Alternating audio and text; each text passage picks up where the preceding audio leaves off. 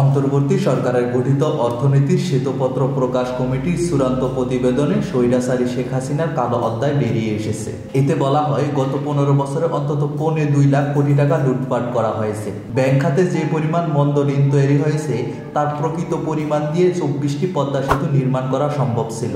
কারণ বিগত সরকার আমলে সবচেয়ে বেশি ক্ষতিগ্রস্ত হয়েছে দেশের ব্যাংক খাত।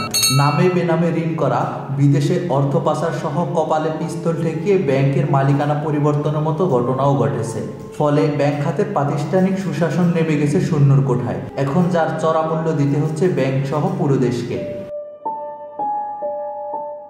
গতকাল রোববার প্রধান উপদেষ্টা অধ্যাপক মোহাম্মদ ইউনূসের কাছে তার তেজগাঁও কার্যালয়ে এই প্রতিবেদন হস্তান্তর করেন কমিটির প্রধান ডক্টর দেবপ্রিয় ভট্টাচার্য। এতে এই তথ্য উঠে এসেছে। প্রতিবেদনে আরও বলা হয়, ব্যাংক খাতে যে পরিমাণ মন্দ ঋণ তৈরি হয়েছে তার প্রকৃত পরিমাণ দিয়ে 24টি পদ্মা সেতু নির্মাণ সম্ভব ছিল। কারণ বিগত সরকারের আমলে সবচেয়ে বেশি ক্ষতিগ্রস্ত হয়েছে দেশের ব্যাংক খাত।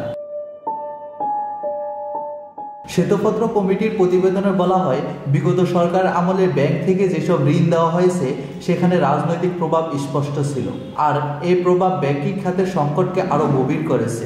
আলস্য সময়ে যে পরিমাণ ঋণ বন্ধ বা বিপর্যস্ত হয়েছে তার 14টি ঢাকা মেট্রো সিস্টেম অথবা 24টি পদ্মা সেতু নির্মাণ খরচের সমতুল্য। ক্রমাগত ঋণ খেলাপি বা হাই প্রোফাইল কেলেঙ্কারি আর্থিক স্থিতিশীলতা নষ্ট করেছে এবং মূলধনকে উৎপাদনশীল খাত থেকে দূরে সরিয়ে দিয়েছে।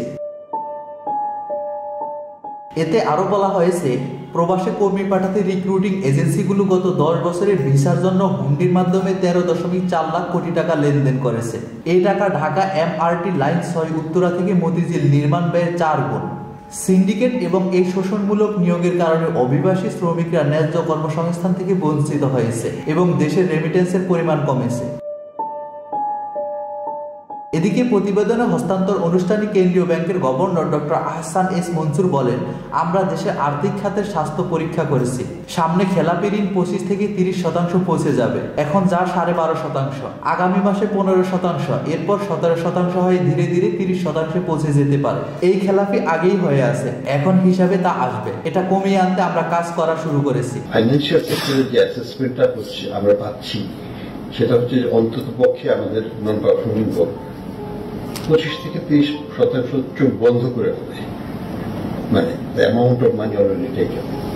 এখন যেটা আমরা অফিসিয়ালি দেখাচ্ছি সেটা 12.5, তারপরে আগের মাসে 15 হবে, তারপরে 17 হবে, তারপরে 20 হবে। এভাবে 6 মাসের মধ্যে এটা 25 থেকে 30 হবে।